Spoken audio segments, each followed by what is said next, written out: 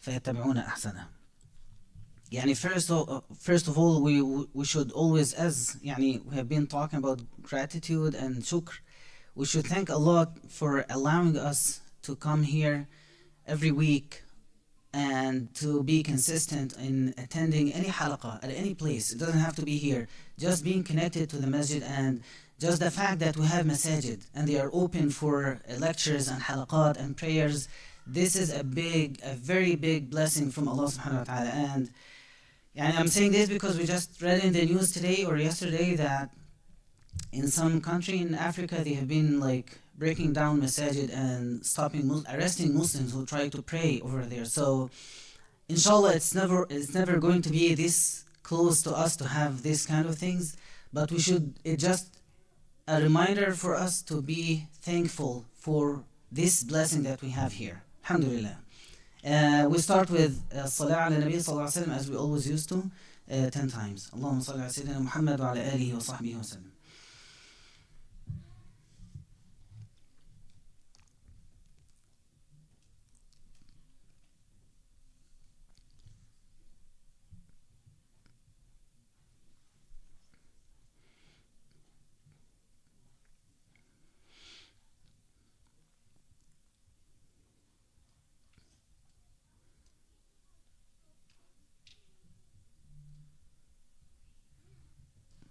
Allahumma salli ala Sayyidina Muhammad wa ala alihi wa sahbihi wa sallam. So since after Ramadan I haven't chosen the topic of this halaqah. I'm just following the blessings of Ramadan. So we started talking about shukr, and it took us like a month or 4 weeks. And today will be a kind of continuation of this talk, but from a different angle. Sallallahu alayhi wa sallam. Any belief, any aqidah that is not taught completely from every aspect eventually will lead its believers to deviate and go astray and become non-Muslims. If we take part of the religion and focus on it without taking the full understanding, the whole image of that religion, eventually people will leave Islam. And this is what I learned from one of the brothers last week when he said that a man left Islam only because he believed the way he was taught Islam, that the Imam is something like a middle person between him and God, and he didn't like it, so he left Islam. So what happened here, that he didn't learn Islam fully, he didn't get the full image of Islam. So when we talk about any topic, I always like to cover it from every aspect to make sure there's nothing left. And of course we'll always have shortcomings, and Allah is نسأل الله أن يغفر لنا هذا التقصير. But there's one missing piece in the talk of shukr, which is today's topic, okay?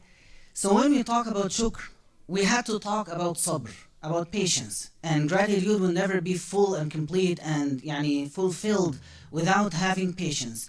But there is another piece, that shukr, gratitude, will never be upright without this missing piece of as if it is a piece of a puzzle. This piece is called, and the Prophet mentioned it in one hadith, it's called Inasul Wahshan. And I will take a couple of minutes explaining what is the meaning of Inas and the meaning of Wahshan, and then we talk more about this piece.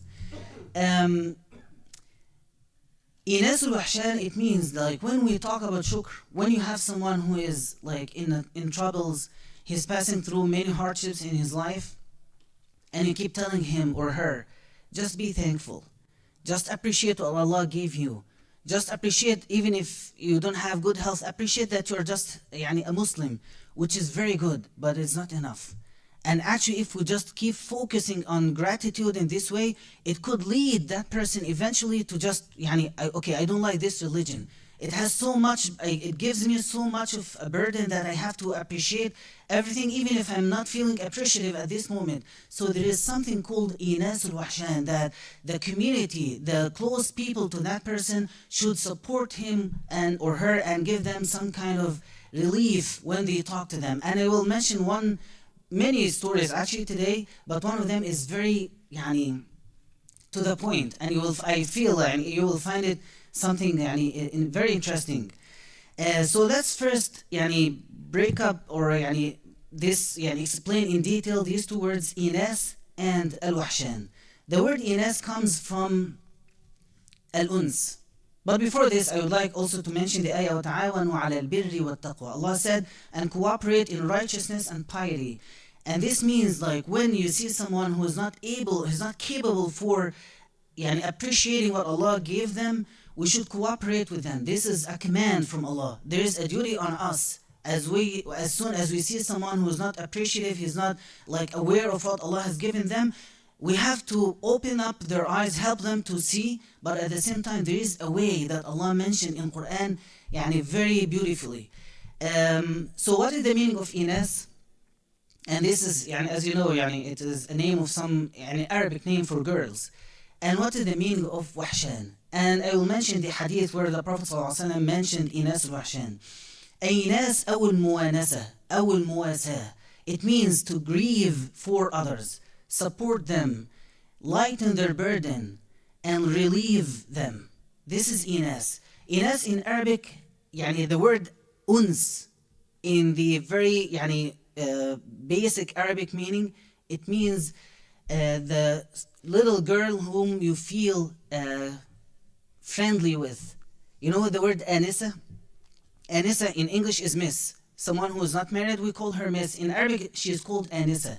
Anisa means like it has a hope in the name itself that she's going to be married soon because she is someone whom you feel very friendly when you talk to. Anisa, someone who makes people feel happy and entertain people when you get close to her. She gets along with people easily. This is Anisa, Miss.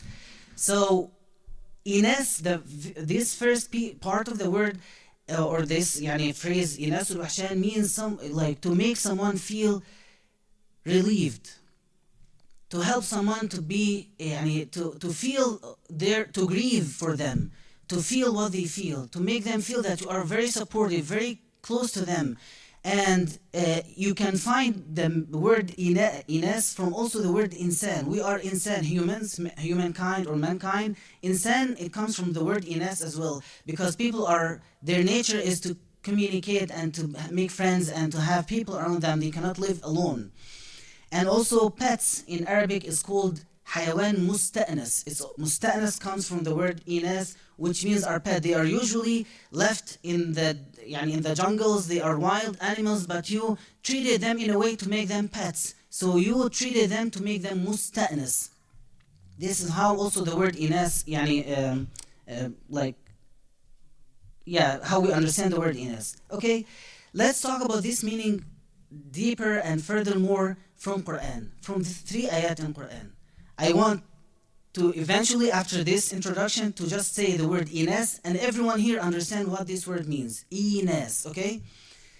Allah said in the Quran when He talked about the story of Musa alayhi salam, إِذْ قَالَ مُوسَى لِأَهْلِهِ إِنِّي آنَسْتُ نَارًا لَعَلِّي سَآتِيكُم مِّنْهَا بِخَبَرٍ أَوْ آتِيكُم بِشِهَابٍ قَبَسٍ لَعَلَّكُمْ تَصْطَلُونَ. Allah said, then when Musa saw a fire, he said to his family, wait here, for I have perceived a fire, perhaps I can bring you a torch from it or find guidance at that fire. The word Inas, anast here, it means I have seen clearly, I have perceived a fire, I have spotted a fire. But Allah didn't say I have seen, He didn't say رأيت, إني رأيت نارا, He didn't say this word, He said آنست نارا. Why did He choose this precise word, anastu? Because sensation is more general than vision. And there is something very interesting here. How could Musa see that fire? And he had his wife and children with him. Umkusu is a plural word, so it means all of you wait for me. So it was his wife and children. So how could he, in the middle of the desert and darkness, was the only one who saw the fire, and the rest of them didn't see it? He said, I am observing from far. I'm sensing a fire. Anastu, I have a feeling of a fire that I can find guidance. And he used the word what? Guidance, which is what happened. He was in darkness in his heart, like an unbeliever at that time, and then he found the guidance at Allah subhanahu wa ta'ala, or with Allah. So here from this word, the first meaning we understand from this ayah, that Ines, it means that you are, when you talk to someone, you're not just using your physical senses. You're using your heart more. He anasa nara means he felt fire that no one saw from his family. It was only him who saw it. And when he went there, he felt, I will find something very beneficial for everyone when I reach to that fire. So this is the first meaning of anas, that you are not just, when you talk to someone or when you try to like support someone, it's not just by words. Be grateful. Thank Allah. Just say Alhamdulillah. Everything will be fine. It has to come from here. Anastu. This is the first meaning. The second meaning from the ayah in Surah An-Nur. يا أيها الذين آمنوا لا تدخلوا بيوت النبي إلا أن يؤذن لكم إلى طعام غير ناظرين إناه ولكن إذا دعيتم فادخلوا فإذا طعمتم فانتشروا ولا مستأنسين لحديث. Another time, another word, مستأنسين. So Allah here is talking about when the Prophet ﷺ got married to Zainab bint Jahsh, and he had al-walima, everyone was invited for food, and people came from very early. There is food. So people usually when they hear food, okay, let's go. And they went very early, even before the food was prepared or ready for them to eat. So they kept waiting there. The Prophet ﷺ is marrying tonight. And everyone came very early. And after they finished their food, they kept staying for just casual talk. Musta'nisina. They kept they felt very at peace that they kept just going and talking in the Prophet's house, and the Prophet is sitting there. Actually, Anas ibn Malik said, he was a little boy, he said, I saw the Prophet ﷺ leaving. Then he came back. He tried to tell them, can you leave? And they didn't get the message. So he went to Aisha and visited her and said, how are you doing? I'm good, and left and came back. Then he went to every house of his wives, and every time he would come back, no one left. Everyone is still remaining, and they had this musta'nisina lihadith. They were enjoying and entertaining a lot just by staying and talking to each other. So this is the second meaning of inas. That when you tu'nis, when you do the verb of inas, you are listening with all your heart. You are even seeing, this is the scene here. You are seeing the Prophet ﷺ, he is getting married tonight, and we should leave. It's his, Zainab's house. It's her place. And we should leave so he can have his time with his wife. But we felt, very at ease to the extent that we couldn't even observe the Prophet ﷺ going and coming back many times, waiting for us to just, move. So this is the second meaning of inas. When you start to support someone, the first meaning, you do it sincerely from your heart. The second meaning, that you listen and listen and listen and talk until you listen to him, to the person who has problems and complaints, until he feels that you are not seeing anyone around you except for him. This is the second meaning. And the third and last meaning from Quran about the word inas in Surah An-Nur أيضا. يا أيها الذين آمنوا لا تدخلوا بيوتا غير بيوتكم حتى تستأنسوا وتسلموا على أهلها. O you who have attained faith, do not enter houses other than your own houses until you announce your presence. This is تستأنسوا. Until you make, as you said, you did now, you cough, you do something, I'm coming in, assalamu alaikum, and this is the first thing, coughing or making sure when as you approach the house, you make, take heavy steps so the people inside the house can hear you, and after that, وَتُسَلِّمُ, then you say salam to them. This way is how you, go and when you want to enter anyone's house. So the third meaning of the word inas from this ayah is to make people يَأْنَسُ بِكْ وَتَذَبْ وَحْشَاتُمْ, not just coming to the house and all of a sudden you see someone in front of you. When did you enter?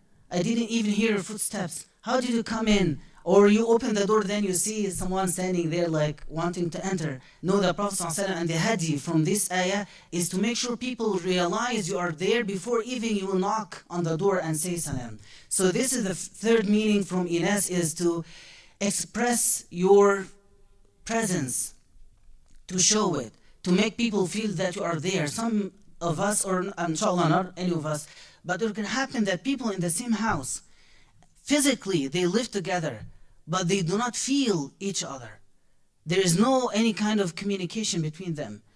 They could be grieving a lot, and the person next to him or her, they don't even realize from the look on their face or the mood they are in that there is any problem, because they don't have this way of like showing or expressing their presence in front of people around them. Okay, so these are the three meanings of Inas from Quran. A sincere support from the heart, and listening carefully, and make them feel your presence and announce it, and like telling, I'm here for you. I'm here to listen to you. I'm all yours. This is the three meanings of Inas from Quran. And this is the first part, okay? Inas. Then al-wahshan. Okay, again, so we are talking about shukr, but from a different aspect. Shukr is not only by telling people be appreciative. No, there is another way by tu'nis al-wahshan first, make them feel, get rid of this burden on their shoulders, and then after that you try to make them pay attention to what Allah has given to them. So what is al-wahshan? The word wahshan is actually called, the wild animals are called wahshan.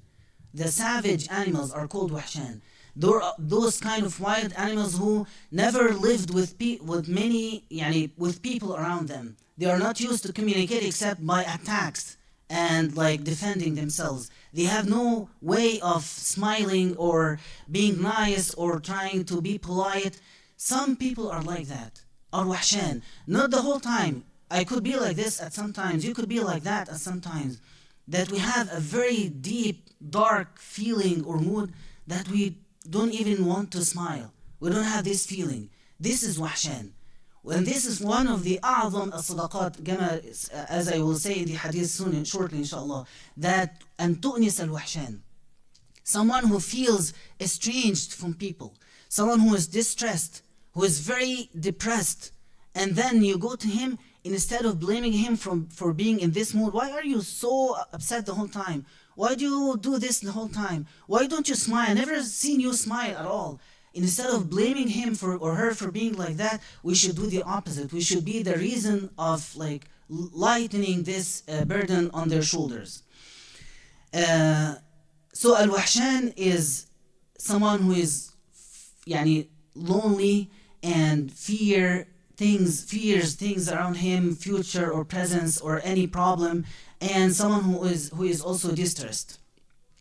You can even notice this when you go to any place, any business place. The review you write about this place is how friendly the representative was with you, right? How he was Inas al-wahshan, how he applied Inas al-wahshan in greeting you as a new customer or client to that place. So this is part of people like in their business wise, they make money by doing this. They attract more clients and customers by Inas al-wahshan. For us as Muslims, this is also a reason for getting close to Allah subhanahu wa ta'ala by Inas al-wahshan. Imagine like you are going to a new country or going to a new place, and as soon as or even going to a new masjid, and as soon as you enter, you feel that every person, even wall of this masjid is greeting you, is smiling to you, is telling you you are from us and we are for you. So this feeling is called Inas al-wahshan. When you go to a new place and very shortly you find that you are not actually a stranger, you are part of this place. This is Inas al-wahshan. When you meet someone and as soon as he talks to you, he feels that he has known you for so long. This is Inas al-wahshan. When someone has stresses and he keeps thinking like, I need to talk to someone, and you are the first person crosses his mind or comes to his mind, then you are doing Inas al-wahshan. Okay, so this is Inas al-wahshan. I hope now the word Inas, when I use it in Arabic, that we understand this word in all these meanings that I said.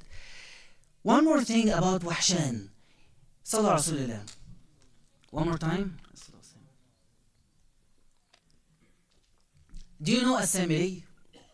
Right? The As-Samiri is, he was one of the companions of Sayyidina Musa alayhi salam.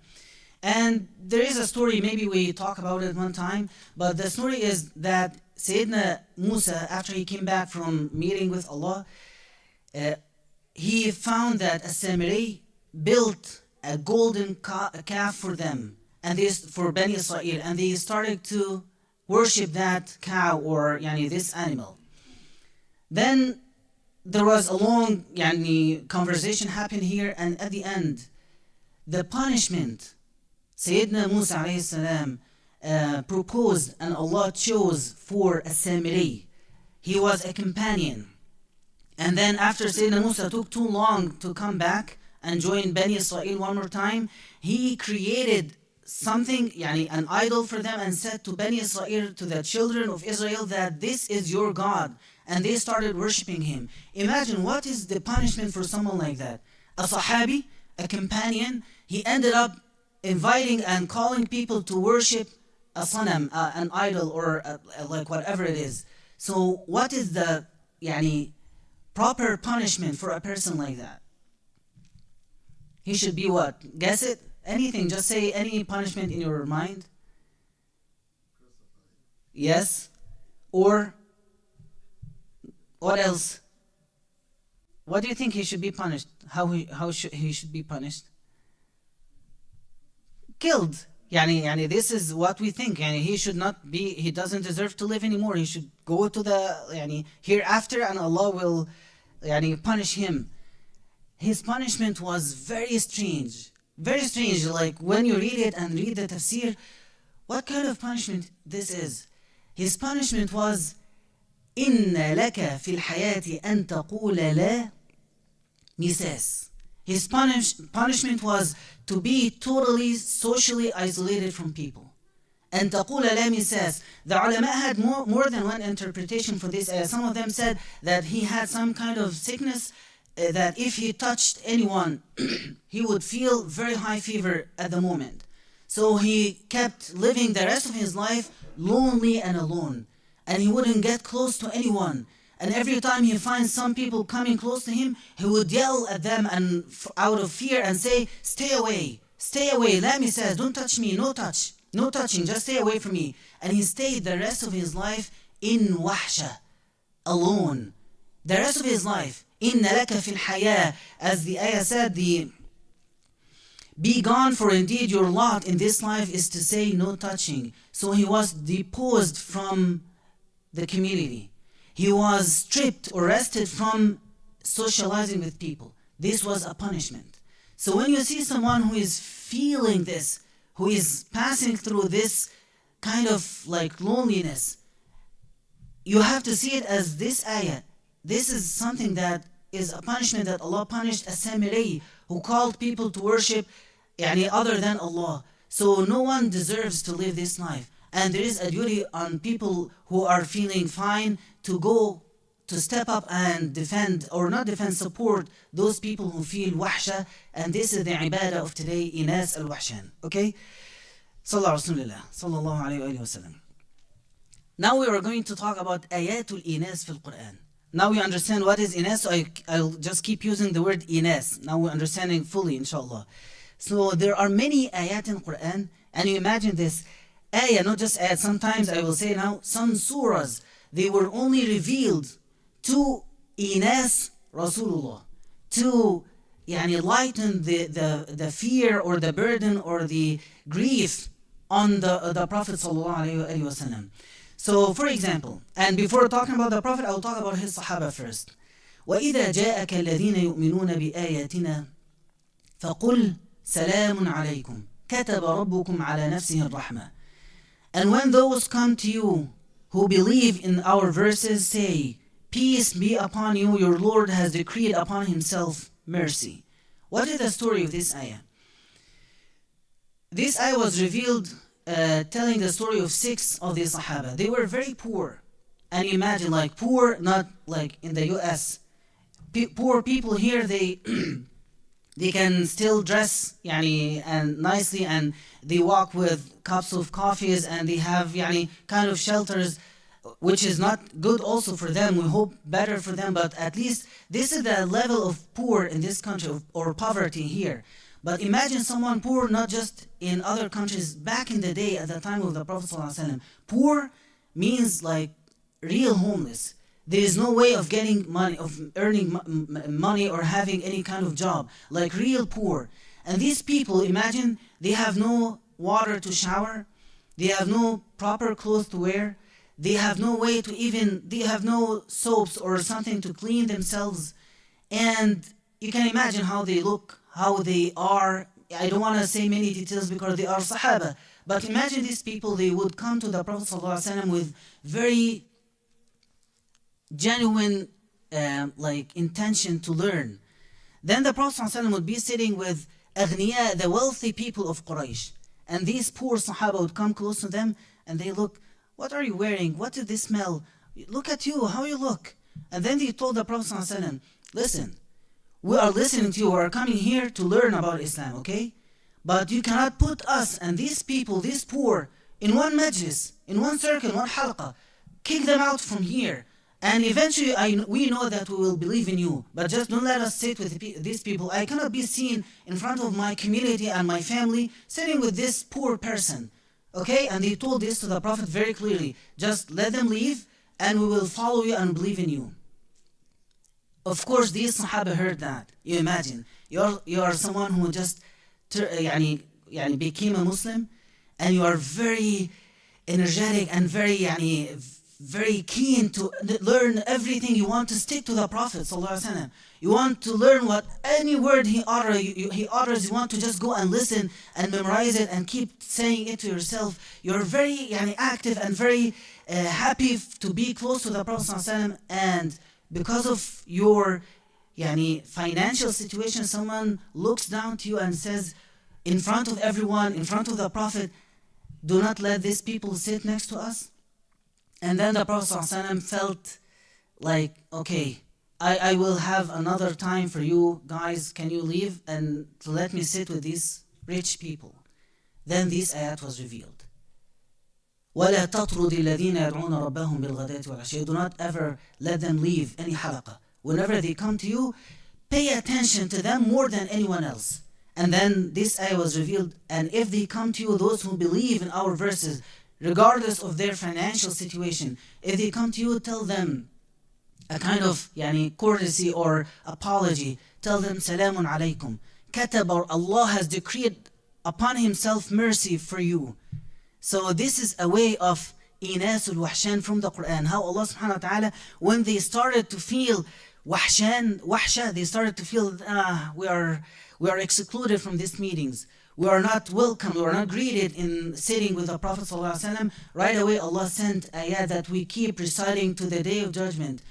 That Allah is mentioning those people, not just like telling the Prophet, no, bring them back. No, He revealed an ayah the Prophet ﷺ would recite and would teach them to recite it. And the Sahaba would tell us this story. This ayat was revealed for us. And they said it this way.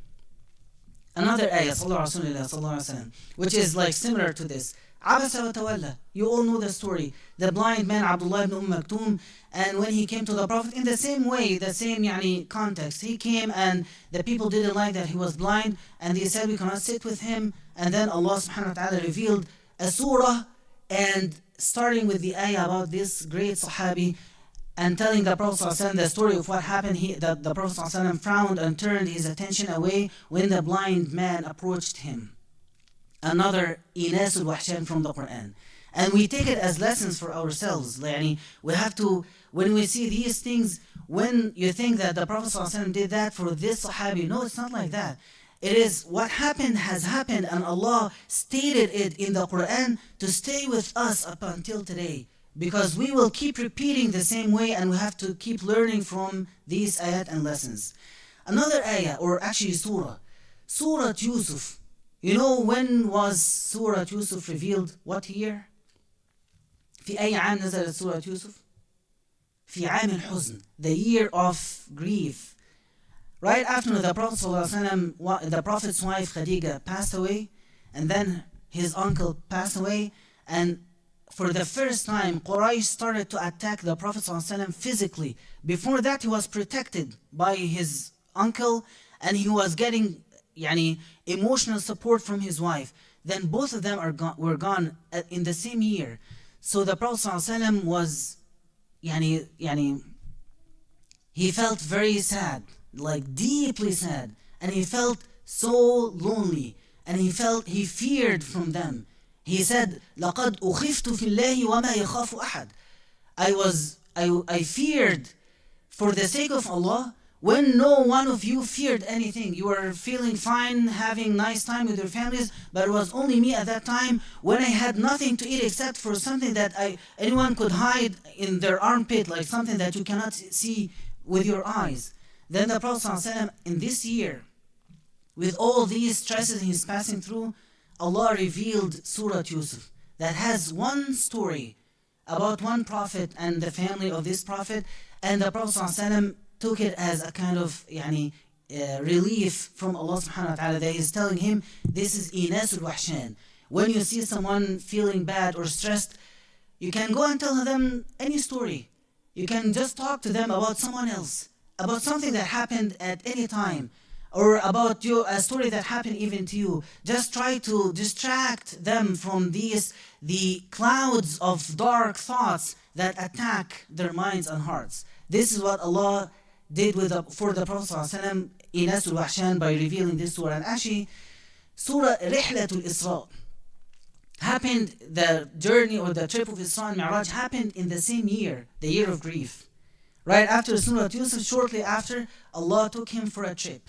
You know, when you feel, this is a sunnah, like you can see it as a sunnah. When you have your spouse or your child or your father or someone, your close friend, he's very stressed and passing through hardship, you can take him on a trip.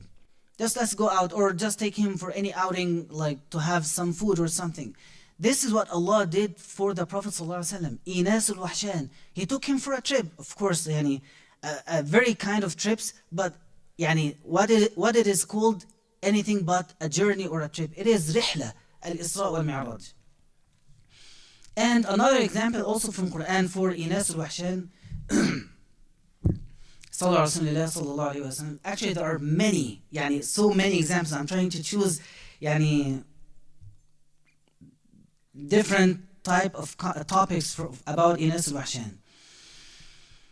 Sallallahu Alaihi Wasallam. One more time. Sallallahu Alaihi Wasallam. Okay, we talked about surahs and verses. Let's talk about parts of verses and short verses. When Allah would say to the Prophet Sallallahu Alaihi Wasallam, واصبر كما صبر أولو العزم من الرسل ولا تحزن عليهم ولا تك في ضيق مما يمكرون.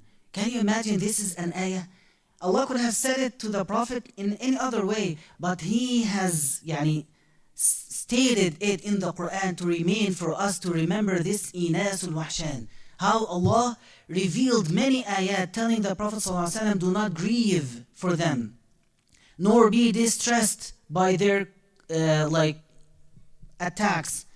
Do not feel sad.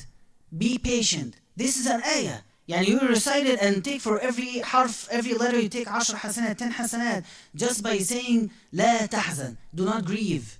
Do not stress yourself. لا تحزن عليهم واصبر وما صبرك إلا بالله. Be patient, for your patience is only with Allah's help, and do not grieve over those who disbelieve.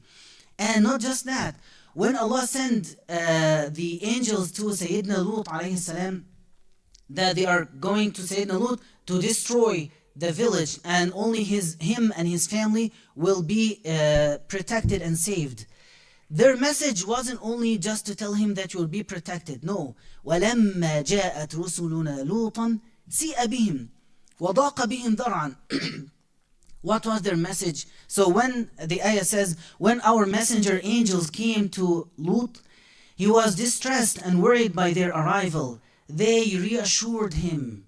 This is part of their message, that he came from the heavens to the earth just to say this to him. وَقَالُوا لَا تَخَفْ. Do not fear. وَلَا تَحْزَنْ. Nor grieve. This is their message. So you would approach someone just to tell him, please, do not fear. Things inshallah will be fine. You don't have anything to say to him or to her. You don't have something to, a practical solution for the problem. Okay, do not fear. Let's make dua. Okay, I will make dua for you and you say Ameen. This is what the angels came down to do. Do not fear. You'll be safe. And they will never come to us, because if you know the story, they will never be able to come to us. So their message was to reassure Sayyidina Lut alayhi salam. And now the very beautiful part that I said I'm gonna talk about shortly, قصة سيدنا موسى. Okay, صلى على رسول الله صلى الله عليه وآله وسلم. قصة سيدنا موسى, the story of Musa alayhi salam in Surah Al-Qasas specifically is all about Inas al-Wahshan. In a very miraculous way, in a very astonishing way. And you will see how Allah subhanahu wa ta'ala not just let this story happen in this way, no, He also, as again, stated it in the Quran. He made it in verses that we can recite, understand, and comprehend. So, first of all, Allah said, وَأَوْحَيْنَا إِلَى أُمِّ مُوسَى أَنْ أَرْضِعِيهِ. Okay, so you know the story. Fir'aun, he saw a dream, and this also tells us not only Muslims or true believers see dreams and they come true. Anyone, even Fir'aun, he saw a dream and it came true. So he saw a dream that one of the newborn boys from Bani Israel, the children of Israel, he will destroy his kingdom. So he sent his command for his soldiers, go around and every time you hear of a newborn, a boy, just kill him. This is, as you know the story. So Musa alayhi salam, she feared that they will, when she was pregnant, Sayyidina Abdullah ibn Abbas said this part which is not mentioned in Quran. He said that she was pregnant and she had hard time to give birth and she needed help. So she sought help from some of the midwives from Pharaoh's house, palace.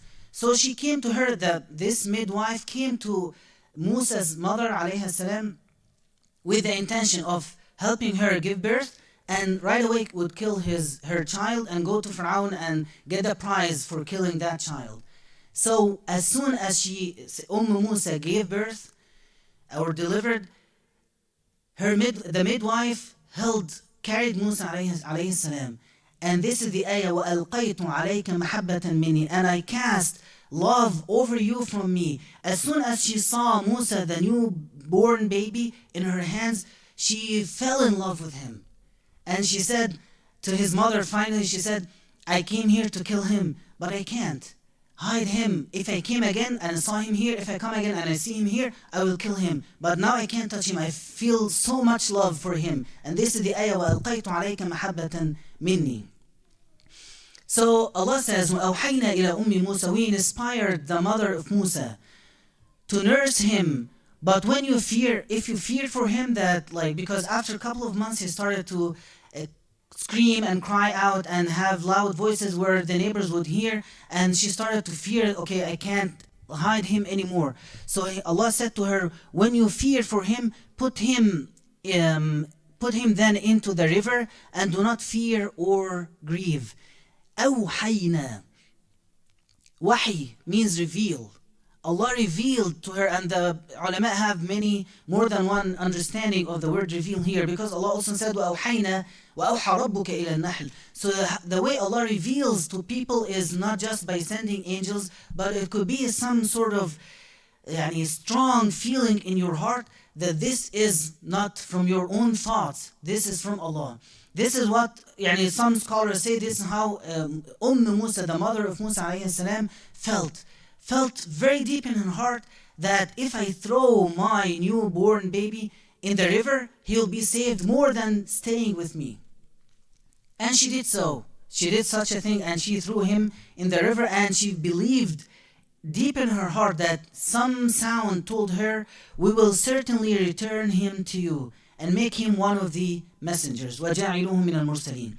So the first thing Allah did here of Inas al-Wahshan, and this is what Allah does with everyone here, no doubt, that when He tests anyone, He always sends down a lutf with al-bala. This is what He did with Musa, and this is what He does with, you could see someone passing through a very hard time, and you could keep asking and wondering, how could this person stay alive with all what is happening to him? Because it's not happening to you.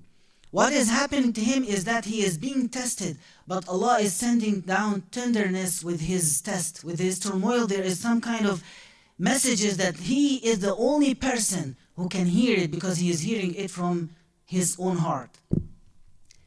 Okay, so this is the first ayah. وَأَوْحَيْنَا إِلَى أُمِّ مُوسَى أَنْ أَرْضِعِيهِ. And if you fear, throw him, and do not fear, and do not grieve.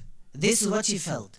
But after some time, she started to think, okay, how is Musa now? In the river?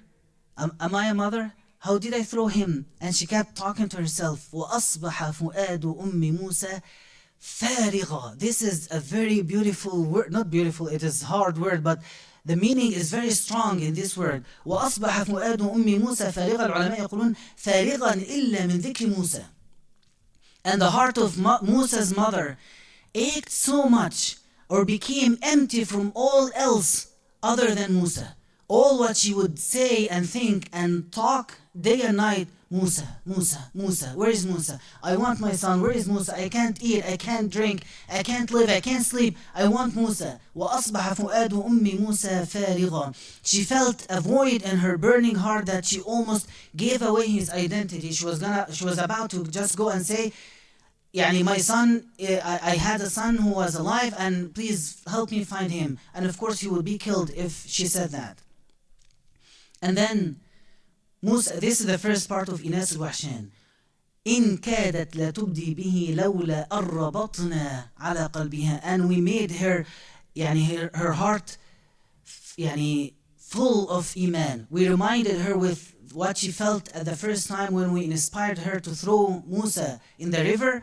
We reminded her with that, so she became one of the true believers. And then years pass by, and Musa becomes an adult. And then he, as you know the story, he killed someone by accident. He was defending a weak person, and just Musa was very strong, so he is just like فَوَكَزَهُ Musa, exactly like this, and the man fell dead right away. He was killed immediately.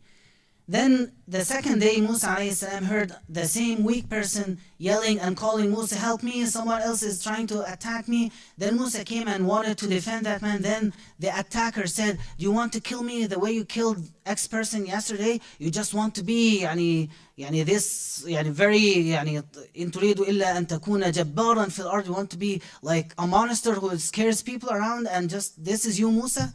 Then Allah says, وَأَصْبَحَ فِي الْمَدِينَةِ خَائِفًا يَتَرَقَّبُ. And then Musa, he started to walk inside the city fearful and anticipating attack from anyone. The soldiers would come from Pharaoh's palace and arrest him. And then he felt this kind of fear that he could be arrested at any time, and he doesn't know who is going to tell on him. So he would walk in the city fearful. And then he decided, someone came to him, وجاء رجل من أقصى المدينة يسعى قال يا موسى إن الملأ يأتمرون بك. Someone came to me and said, okay, Musa, everyone is planning to arrest you and kill you.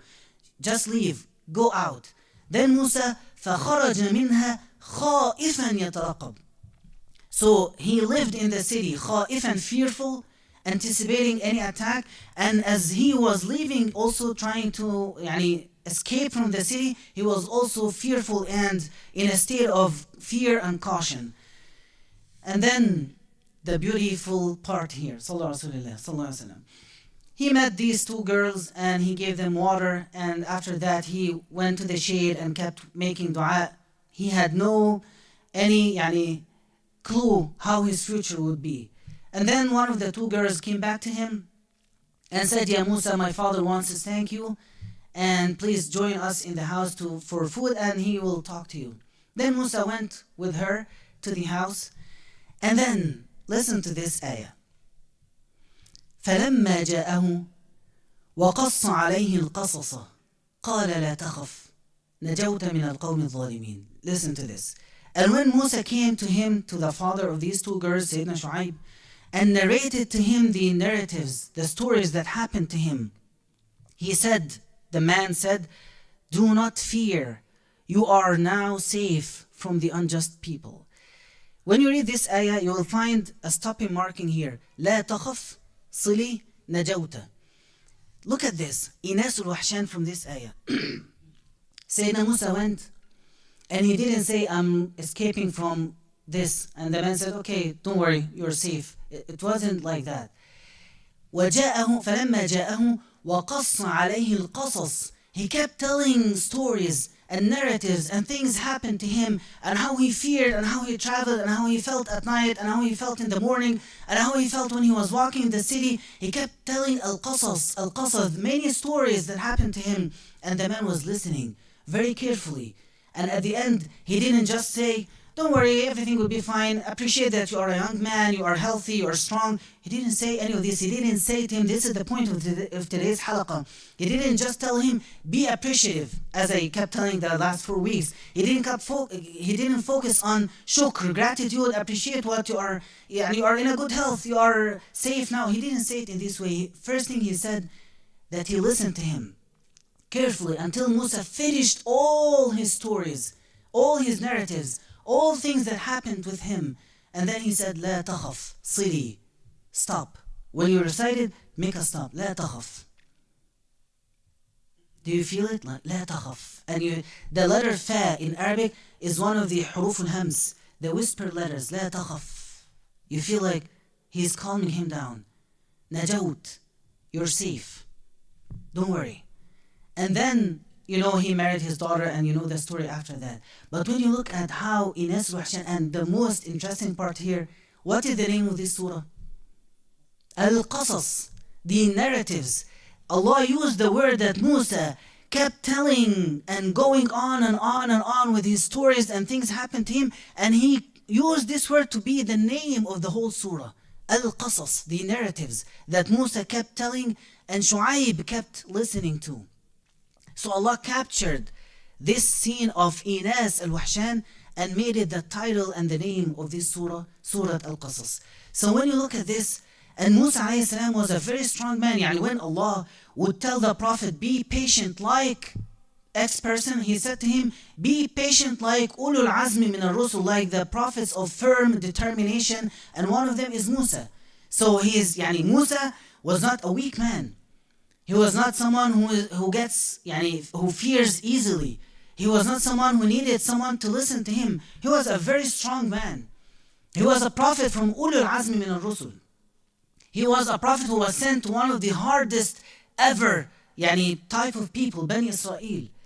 So Musa is not just like me and you. He is Musa, Sayyiduna Musa alayhi salam. Someone, his life started by being taken away from his mother when he was 4 months old and being thrown to the river. And who threw him? His own mother. This is the ABC, the beginning of his life, the start of his life was like that. So when you think of Musa, he's not like someone like us. He could get stressed from a word from someone, but yet this very great, strong man, ulul azmi min ar-rusul, he needed to talk to someone. He needed to find support from someone.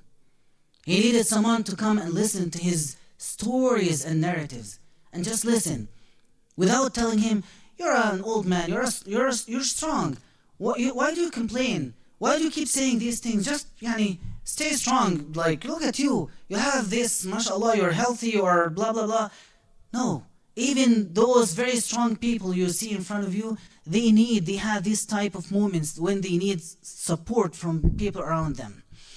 And this takes us to the final thing. And today I'm not going to take long time. 1 hour halaqah is too much. I don't like it. So inshallah we'll end in 3 minutes. Hopefully. As I said, I'm not preparing for this halaqah. The topics keep coming. So inshallah, if we didn't finish today, we'll continue next week. So the Prophet ﷺ, he would keep looking at his Sahaba. Like he keeps, the hadith says, the Prophet ﷺ كان يتفقد الصحابة يتفقد الناس ويسأل الناس عما في الناس.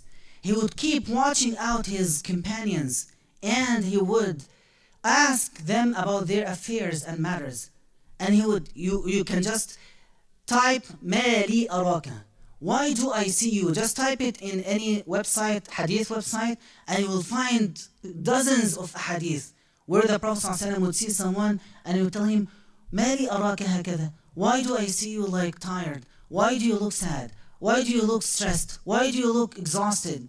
And he would keep asking them, and he wouldn't let it go. One time, I will just close with this story, and inshallah I will continue next time.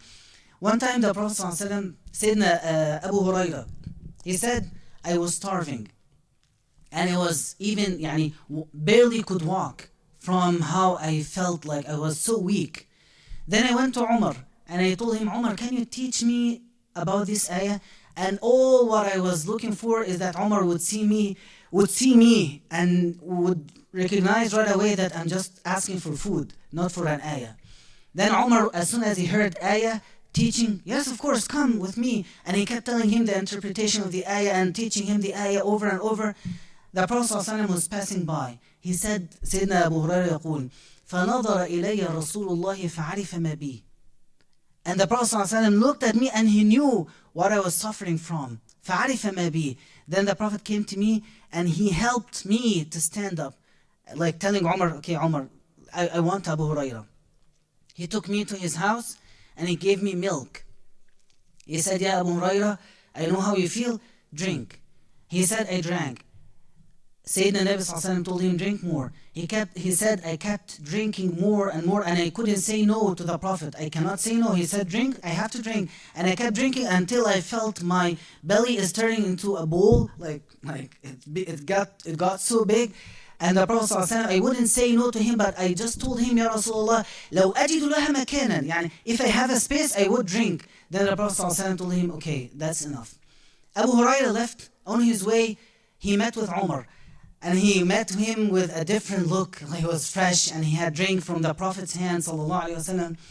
Then Umar said, why did you leave? He said, actually, the ayah I asked you about, actually, I know it better than you. Better than how you know it. But I just was looking for food. Then Umar said, this is one of the worst feelings I have ever felt, that I didn't understand how you were feeling at that time. But the Prophet sallallahu alaihi wasallam, he didn't even wait for Abu Hurairah to come to him. The whole time he is looking at the people's faces and trying to understand everyone, how he is feeling, how he is, is he stressed, is he fine, is he hungry, is he thirsty, and would keep observing people around him, and he would notice it just by one look. This is how his heart was full of mercy. وَمَا أَرْسَلْنَاكَ إِلَّا رَحْمَةً لِلْعَالَمِينَ صلى الله عليه وسلم. There are still many more stories about Inas al-Wahshan. Inshallah, we'll continue next time. But the point from this is when we talk about shukr, I'm afraid that it would be a big mistake.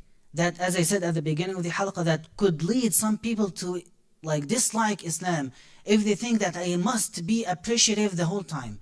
Yes, we should be appreciative the whole time, but when we feel so stressed, there is a duty or a part that on the community, on the people close to that person, to go to him and do Inas al-Wahshan with him. وصلى الله وسلم وبارك على سيدنا محمد. Okay, now your turn to ask or add. A&A. I have a question for you. Who can say the word Inas in English? Who can find one word or one sentence that can describe or explain the word Inas? I couldn't. I just couldn't. So who can help me find a word that tells what Inas means? إيناس إيناس الوحشان تؤنس الآخرين تشعرهم بالأنس والقرب. Company, yeah. Yeah, this is part of it now. Yeah, to comfort someone and make him feel, yeah. But the word in Arabic, it means many things, not just one part. It has more than one aspect, as I said. Okay, it's your turn. Yeah. Empathetic. This is also part of it. Because when you do Inas, this is very good. Yeah, okay, I will add it to my dictionary. But it's part of it, mashallah. Thank you. Jazakumullah khair. Okay, what else? You don't have to answer this question. If you have something to add, a story or something, a thought, a reflection. Yeah, okay, go ahead. Okay, Adam, turn on the mic and give it to him. So this is just a term that we use in Moroccan dialect. Mm-hmm. We say توحشناك. توحشناك. Yes, or توحشتك. When you don't see actually a person for a long period of time, you tell them توحشتك, Mm. meaning that when I see you right now, يعني آنست وحشتي. Mm. You know, I was wild, and then when I see you now. Yeah, ما شاء الله, very beautiful meaning. Mm. حد رفع ايده هنا؟ ايوه, Adam right there. السلام عليكم، جزاك الله خير على هذا الدرس القيم. ملاحظة يعني وغالبا ألاحظها في الغربة، يعني الناس التي تعيش في الغربة يعني mostly they go through depression، يعني غالبا بيروحوا لحالة الاكتئاب. فيعني كيجي واحد يشكي على الآخر، فغالبا يعني كتكون الإجابة ديال الآخر ماشي سلبية، ولكن لا يستمع لك، خاصة الناس هنا مشغولة كثير ويعني صحيح. فيعني هو رفض أنه يستمع لك. أيوه. هل يعني هي شرعيا فيها تجاوز، أو يعني هو لا يذنب على أنه لا يسمع لك، ولكن يعني just نصيحة. Okay, so your question is that sometimes we all are stressed at the same time and no one has the capacity to help others or support them, right? Okay, if you look at any ibadah, Hajj for example, is it easy? Of course not. Sawm, is it easy? Of course not. Praying all night in Ramadan, is it easy? No. So the طبائع العبادات, or the nature or the quality of many forms of worship, that they are hard. What makes them easy? The virtue or the reward, or what is waiting for you in the hereafter. So when you are too tired to do Inas al-Wahshan, but you look at it as ibadah, as a way that you get close to Allah. And actually, I will say this hadith next time, it is one of the best ways, one of the best forms of ibadah. It could be even much better than praying and fasting and going for Hajj, to Inas al-Wahshan, to tu'nis al-akharin, to do everything I said about Inas al-Wahshan. So when you look at it as from this side, from this angle, that this is ibadah, this is something that I need for myself, not to help the other person. It's not just that you will be able to do it, Allah will help you to help him. Allah will support you to support him. Allah will make it easy for you to make it easy for him, just by having this intention as that this is ibadah. Okay? Allah يبارك فيك. نعم.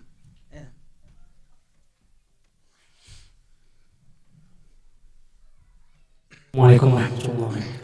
I just would love to add another type of wahsha. So, wahsha in the grave, in qubur. So, this is the worst feeling. So, just like to take advantage of it and say dua, Allahumma anis wahshatana fil qubur. This is coming next week. The reward of Inas al-Wahshan is that Allah will give us this comfort and easiness at the time of the grave and even the hereafter. نعم. تفضل. Assalamu alaikum. Correct me if I'm wrong, but the way you explained Inas Wahshan, the way at least I understood it, is to care enough to make somebody feel comfortable or peaceful or at home if you were to meet him for the first time. No. Is this what you meant by Inas Wahshan? Yeah, To go part of out it. of your way to make somebody feel good about themselves, or lessen their worries, No. make them feel Yeah, this is- safe and Yeah. So that's it. is this Yeah, this is okay. did I understood it correctly, or? It works in many ways. This is the main part of it, that when you see someone stressed or tired or exhausted, as you said, you help him to feel better, and also to be the person who is like anyone can approach easily to you. They know that you are the person who make them feel like comfort the whole time. Okay, and this is how the Sahaba felt with the Prophet ﷺ, and inshallah we'll talk more about it next week. نعم يا أخي تفضل. Okay, Adam.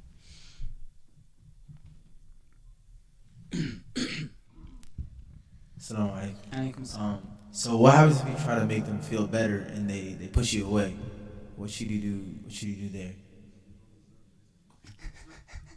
Push them back. course not. No. When okay, so يعني the stories, maybe more stories from Sunnah will make it clear. But we يعني it is also, there's, you sense it. You know if he's in a state of listening or he just wants to be alone. It depends, right? So if someone doesn't want to be يعني to hear from you or to talk to you, it's fine. This is only when someone, it happens that people come to you and they want to talk and they see that you are just, they are talking to like a wall, not a person. They don't feel it from you. So what we are talking about today is when you see someone, he is seeking for this Ines al-Wahshan and he just doesn't find it in you or doesn't see it in you. Okay? And actually, okay, Jazakumullah khairan, this is a good point. Okay, this is a very good point. And okay, sallallahu alayhi wa sallam. And Nabeel sallallahu alayhi wa sallam, he would always avoid to talk to people when they are not in a state of listening. Like he saw a man very angry and his face was turning red. And the Prophet never went to him and said, calm down. Even though he is a Prophet, he is 100% sure this man will listen to him. But he didn't do it. He said to the Sahaba next to him, I know a word, if this man said it, he would calm down. أعوذ بالله من الشيطان الرجيم. Then one of the Sahaba went to that man and told him the Prophet said such and such, and if you said that word, you will calm down. He said, do you see me like a crazy man to tell me this? Just get out of here. So the Prophet ﷺ would never go to someone and if he sees that he's not going to listen or pay attention, he would just avoid making them fall into more sins by rejecting the Prophet ﷺ. So he had even this sense. He would look at the face. This is a man who can listen to me. Then he would go to him and say, Mali arak. And this is a man, he is not going to listen to me now, so he would just avoid him. Okay, Jazakumullah khairan. Anyone wants to add something or to ask? Fadal, Adam here.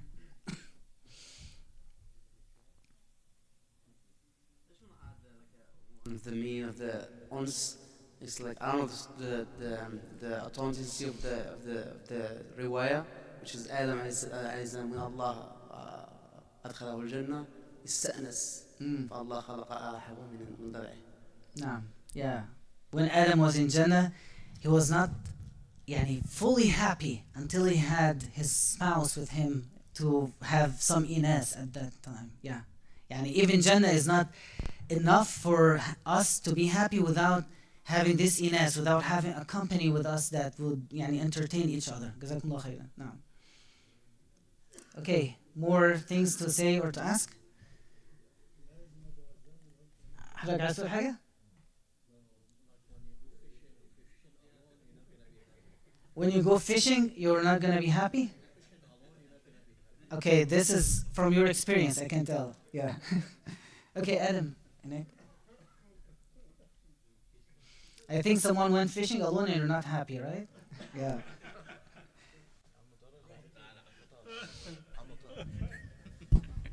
السلام عليكم ورحمة الله وبركاته. طبعا مش بالضرورة أن تكون الأنس في الشدة بس، ممكن يكون في الفرح كمان. احنا والجماعة لسه جايين من كتب كتاب. واحد أخ مصري بيكتب كتاب بنته وهو ما عندوش أي أسرة هنا، فكان سعيد جدا بأنسنا معاه إن احنا شاركناه في الفرح دي. ده معنى جميل جدا، الله يفتح عليك. إناس الوحشان is only when you support someone in their hard times. But also support is a general thing. When you go to attend a wedding or just visit someone in his, if he is celebrating something and you are there for him, this is part of it. Jazakumullah khairan. Naam. Ahsant. Okay, any more things to add or ask or to ask? Jazakumullah khairan, inshallah. We'll continue this talk next week. نختم بالدعاء. اللهم اغفر لنا وارحمنا وعافنا واعف عنا وأكرم نزلنا وآنس وحشتنا في قبورنا واجعلنا من خير الناس أنفعهم للناس واجعلنا من خير الناس أنفعهم للناس واجعلنا من خير الناس أنفعهم للناس. اللهم استعملنا فيما يرضيك وأنت راض عنا. اللهم استعملنا في نفع الناس وإيناسهم. اللهم استعملنا فيما تحب وترضى. اللهم واجعل خير عمرنا آخرة وخير عملنا خواتمه وخير أيامنا وأسعدها يوم أن نلقاك فيه. وآخر دعوانا أن الحمد لله رب العالمين وصلى الله وسلم وبارك على سيدنا محمد وعلى آله وصحبه أجمعين.